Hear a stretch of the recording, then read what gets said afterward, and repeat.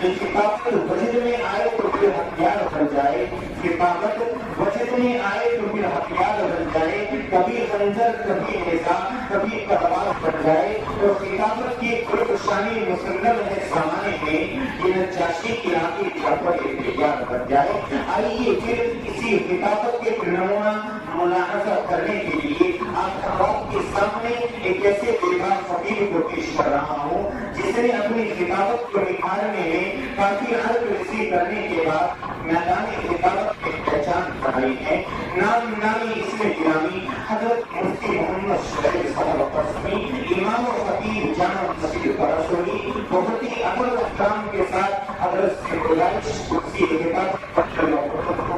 اپنی قیمتی نصیحتوں سے تمام سامعین کو نوازیں کہ نام تیرا ملت جیسا کے پروانوں میں ہے، نام تیرا ملت جیسا کے پروانوں میں ہے، تو ہر صورت عظیم و شان انسانوں میں ہے، بلبلہ اسلام کا تیری لبوں میں ہے روا، لرزہ تیری فکر سے پتھر کے ایوانوں میں ہے۔ الحمد لله نحمده ونستعينه ونستغفره ونؤمن به ونتوكل عليه ونعوذ بالله من شرور أنفسنا ومن سيئات أعمالنا من يهده الله فلا مضل له ومن يضلل فلا هادي له ونشهد أن لا إله إلا الله وحده لا شريك له ونشهد أن سيدنا ومولانا محمدا عبده ورسوله أما بعد فقد قال الله تبارك وتعالى في القرآن المجيد أعوذ بالله من الشيطان الرجيم بسم الله الرحمن الرحيم ولا تهنوا ولا تحزنوا وأنتم الأعلون إن كنتم مؤمنين وقال النبي صلى الله عليه وسلم الإيمان بضع وسبعون شعبة أو كما قال رسول الله صلى الله عليه وسلم۔ جس دور پہ نازا تھی دنیا اب ہم وہ زمانہ بھول گئے، جس دور پہ نازا تھی دنیا اب ہم وہ زمانہ بھول گئے، اور وہ جگہ کا یاد آیا خود ہوش میں آنا بھول گئے، منہ دیکھ لیا ہے آئینے میں پردہ نہ دیکھا سینے میں، جی ایسا لگایا جینے میں مرنے کو مسلمان بھول گئے۔ آزان تو اب بھی ہوتی ہے مسجد کی فضا میں اے شعیب، جس ضرب سے دل مل جاتے تھے وہ ضرب لگانا بھول گئے۔ سامعین محترم، اسٹیج پر رونق افروز حضرات، مؤقر علماء کرام اور پردہ نشین میری مائیں اور بہنیں، آج آپ حضرات کو بڑے اچھے سے معلوم ہے کہ آج اس زمین کی سطح پر، اس کرۂ ارض پر جہاں بھی مسلمان بستے، جہاں بھی مسلمان آباد ہیں،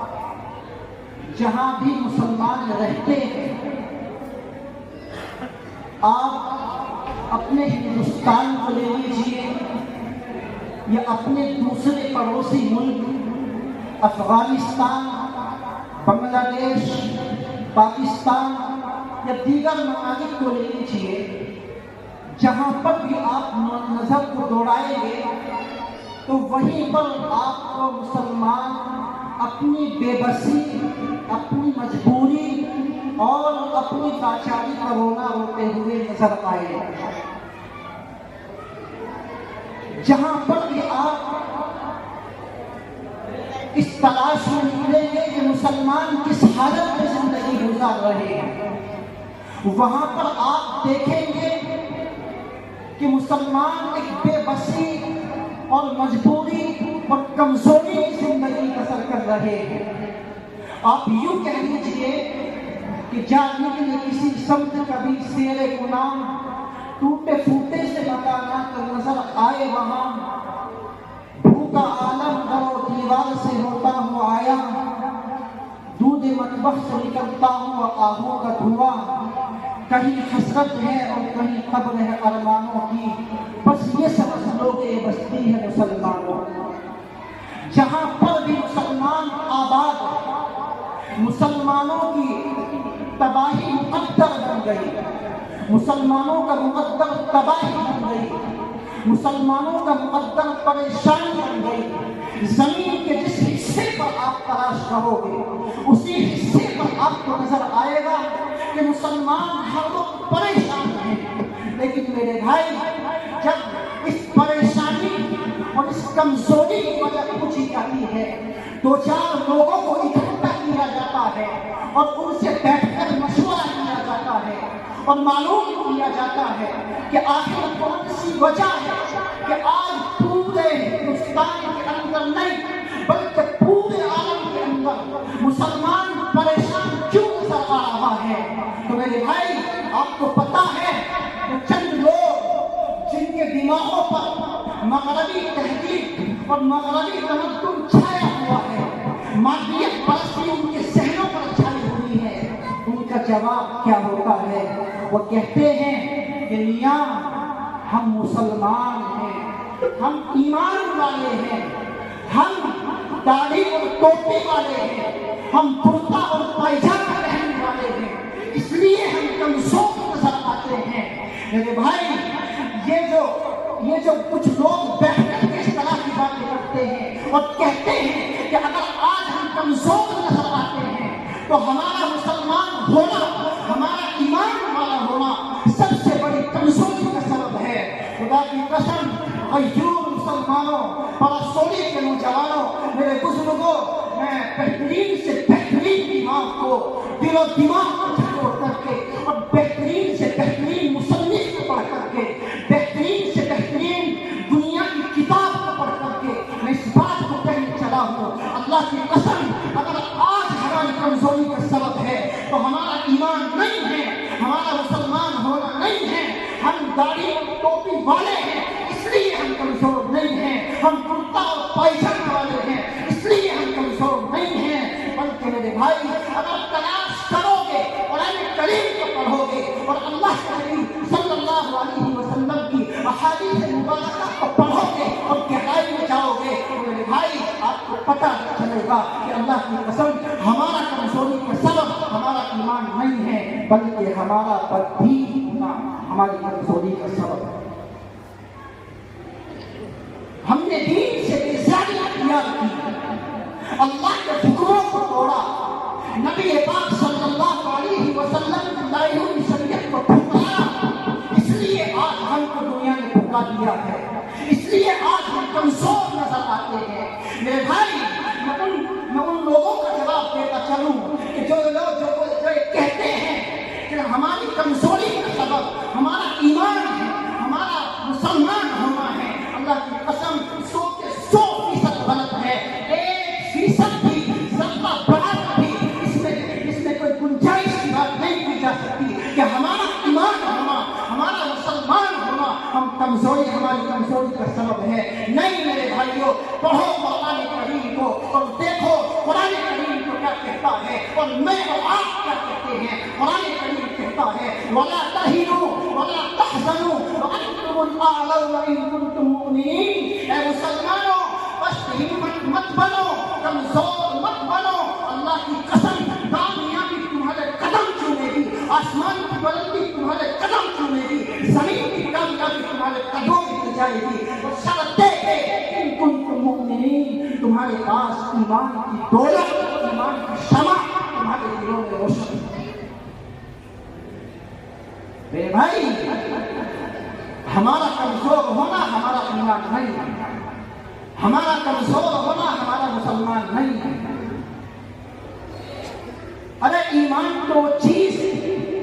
کہ جس کو ایمان مل جاتا ہے، اللہ کی قسم وہ شخص موت سے بھی اپنے لبوں پر تبسم کو سجا کر ملاقات کرتا ہے۔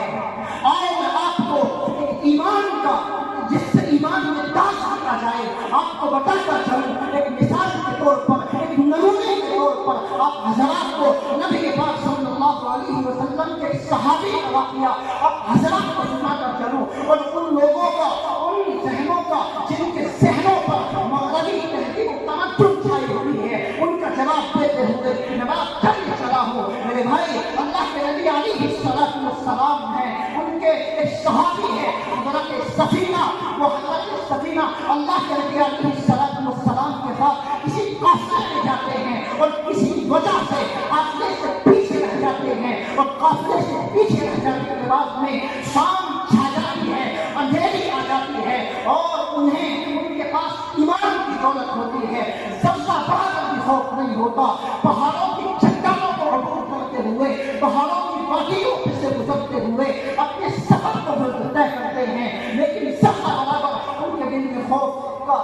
کوئی زلزلہ برابر بھی ان کے دل میں خوف نہیں ہوتا، اور صرف اتنا خوف ہوتا ہے کہ کہیں کوئی کرندہ نہ جائے جو کہ مجھے چیر پھاڑ کر دکھا جائے۔ اتنا سوچا تھا کہ سامنے دیکھتے ہیں کہ شیر ہے گزرتا ہوا نظر آ رہا ہے۔ میرے بھائی، حضرت سفینہ نے شیر کو دیکھتے ہی کہا،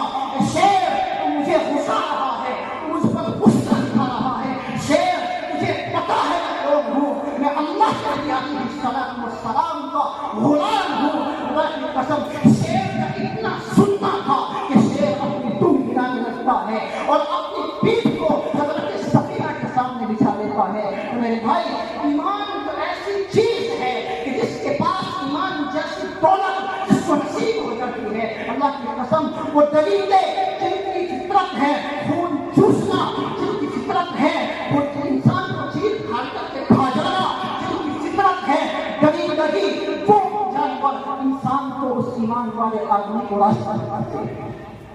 ایمان تو چیز ہے، پھر آخری وجہ کیا ہے؟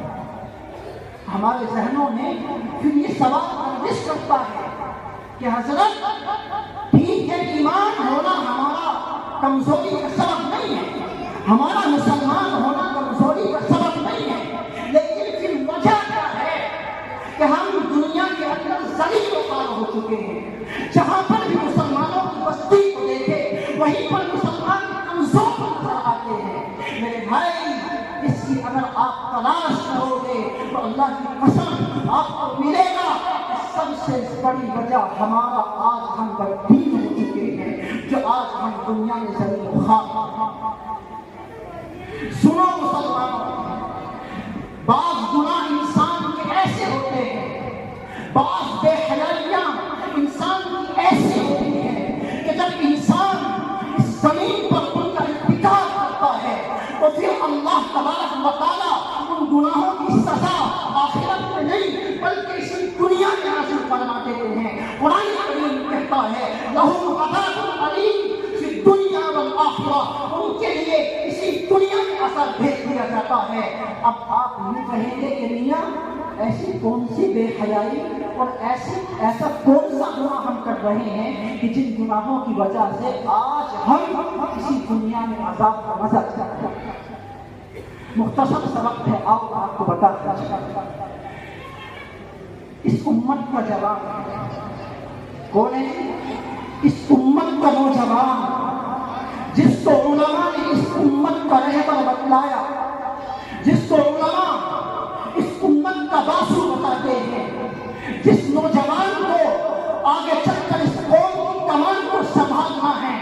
اللہ کی قسم میرے بھائی، آپ کو دور جانے کی ضرورت نہیں ہے، آپ اپنے محلے کے جوانوں کو اٹھائیے، آپ اپنی بستی کے جوانوں کو اٹھائیے، اپنے گھر کے جوانوں کو اٹھائیے، ان کے سر کو دیکھیے کہ نبی پاک صلی اللہ علیہ وسلم کی سنت کے مطابق ان کا سر نظر آتا ہے، ان کے چہرے کو دیکھیے کہ نبی پاک صلی اللہ علیہ وسلم کی سنت کو انہوں نے اپنے چہروں پر سجایا ہے، ان کے لباس پر غور کیجیے، ان کا لباس نبی پاک صلی اللہ علیہ وسلم کی سنت سے بالکل خالی ہے، اور ان کی زندگی کو دیکھیے۔ اس امت کا جوان میرے بھائی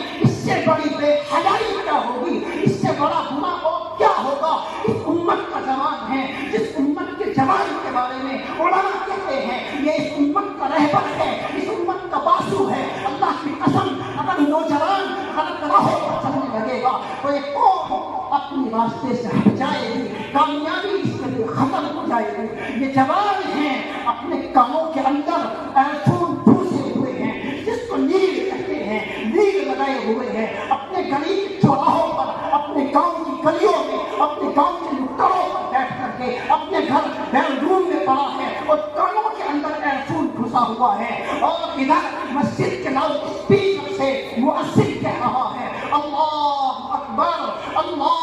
अकबर। अल्लाह के मानने वालों, अल्लाह सबसे बड़ा है, अल्लाह सबसे बड़ा है। अशहदु अल्ला इलाहा इल्लल्लाह। ए मोहम्मद के मानने वालों, अशहदु अन्ना मुहम्मदुर रसूलुल्लाह। तुम्हें मोहम्मद का वास्ता, हय्या अलस सलाह, आ जाओ नमाज की तरफ, हय्या अलल फलाह, आ जाओ कामयाबी की तरफ। खुदा की कसम, अल्लाह का ये मुअज्जिन, ये निदान देने वाला अल्लाह के घर से 5 वक्त इस नौजवान को बुलाता है, लेकिन इसके कानों के अंदर वो आसाम जैसी चीज एल्फूल घुसी हुई है, जिसको लीड कहते हैं, और ये अपनी गलियों के चौराहों पर, अपने घरों में पड़ा हुआ है, और इसको नमाज की तो बहुत दूर की बात है, इसके कानों में अजान तक पहुंचती है। भाई, इससे बड़ी बेहयाई और क्या होगी, इससे बड़ी बेहयाई और क्या होगी कि जिस नौजवान को, जिस उम्मत के नौजवान को 5 वक्त की नमाजों का ख्याल ना हो, और वो अजान के वक्त में, नमाज के वक्त में अपने घरों पर पड़ा हुआ हो, अपनी गलियों के चौराहों पर घूम रहा हो, वहां बैठ करके एक दूसरे की बहन बेटियों को तक रहा हो, मेरे भाई इससे बड़ी बेहयाई क्या होगी। अल्लाह की कसम, मेरे भाई जाते हुए एक बात आपसे कह करके जा रहा हूँ, सुनो मुसलमानों, मेरे भाई ये तो मेरे नबी की दुआओं का सदका है कि आज हम पर अल्लाह का इकट्ठा अज़ाब नहीं आ रहा है। नबी पाक सल्लल्लाहु अलैहि वसल्लम ने दुआ फरमाई है, अल्लाह मेरी उम्मत को इकट्ठा अज़ाब न देना, वरना मेरे भाई बताओ कौन से ऐसे गुनाह हैं जिन गुनाहों को हम नहीं कर रहे, बताओ कौन सा ऐसा जुर्म है कि जो इस उम्मत में जुर्म न किया जा रहा हो। अरे ये तो ऐसे जुर्म हैं, ऐसे गुनाह हैं, अल्लाह ने इन गुनाहों की वजह से, अल्लाह की कसम, पहली कौमों को, किसी को जमीन के अंदर घुसा करके हलाक कर दिया, किसी को आसमान से पत्थरों की बारिश घुसा करके हलाक कर दिया, और किसी को दरिया में डुबो करके हलाक कर दिया। बताओ मेरे भाइयों, क्या आज अल्लाह के पास वो ताकत नहीं है? क्या आज अल्लाह वो अज़ाब नहीं दे सकते? क्या अल्लाह आजिज़ होते हैं? खुदा की कसम मेरे भाइयों, सुनो, अल्लाह कहते हैं फकुल्लन अखज़ना बिज़ंबी फमिनहुम मन अरसलना अलैहि हासिबा वमिनहुम मन अखज़तहु सय्हा वमिनहुम मन खसफना बिही अर्ज़। अल्लाह कहते हैं जब किसी कौम ने बेहयाई का सबूत दिया है, नाफरमानी पकड़ी है और जुर्म का बाजार बदल किया है, अल्लाह कहते हैं हमने किसी को उसी वक्त हर एक को पकड़ लिया, किसी को डुबो करके हलाक कर दिया, और किसी को जो है जमीन के अंदर घुसा करके हलाक कर दिया, किसी के ऊपर आसमान से पत्थरों की बारिश घुसा करके हलाक कर दिया। मेरे भाई, इससे बड़ी बेहयाई और क्या होगी। आप यूं से पकड़ते हैं कि आज हम परेशान हैं। मेरे भाई, परेशानी का सबसे बड़ी वजह और सबसे बड़ा सबब हमारा ये है कि हम बद्दीन। तो नौजवान अज़्म करते हैं, भाई नौजवानों से दरख्वास्त है, नौजवान बहुत सारे यहाँ मेरे भाई मुझे नजर आ रहे हैं, नौजवानों से दरख्वास्त करूँगा कि मेरी इन बातों पर जो अल्लाह ने इस गुनाहगार ज़बान से ये टूटी फूटी सी बातें निकलवाई है, इन पर अमल करने की कोशिश करेंगे इंशाअल्लाह। ये जो गुनाह के और अज़ाब के आलात हैं, लाउड स्पीकर है, इसी तरीके से गाना सुना है, धूल वगैरह, टेलीफोन वगैरह, अल्लाह की कसम ये ऐसी चीज है मेरे भाई, जब आप गाने सुनते हैं और उसके सुनने के मजे से अपनी जिंदगी को गुजारते हैं, अल्लाह की कसम उसका एक एक लफ्ज आपकी जिंदगी को तबाह बर्बाद करके रखेगा। तो करेंगे इंशाअल्लाह, 5 वक्त की नमाज की पाबंदी करेंगे इंशाअल्लाह। अल्लाह मुझे भी ہم سب کو ذات کرام کی فرمائی آمین ہماری